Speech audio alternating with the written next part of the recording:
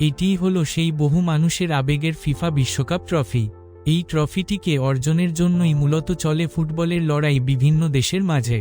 তবে আপনি কি জানেন যে বিশ্বকাপ ট্রফি দেখে আমরা উচ্ছ্বসিত হই, সেটি হয়তো 2038 সালের পর আর ব্যবহারই করা হবে না। কিন্তু কেন? চলুন জেনে নেওয়া যাক। তার আগে আমাদের একটু ইতিহাস জেনে নিতে হবে।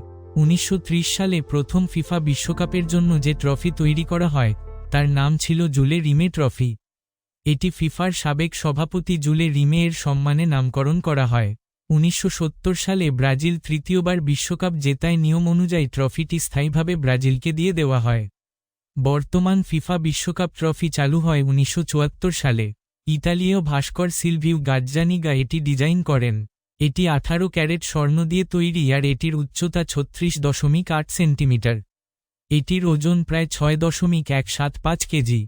এটি সবুজ রঙের মূল্যবান পাথর ম্যালাকাইট দিয়ে তৈরি। বর্তমানের যে ফিফা বিশ্বকাপ ট্রফিটি রয়েছে সেটির নিচের অংশে প্রতিটি বিশ্বকাপজয়ী দেশের নাম খোদাই করা হয়। কিন্তু সমস্যা হল এই জায়গা খুবই সীমিত।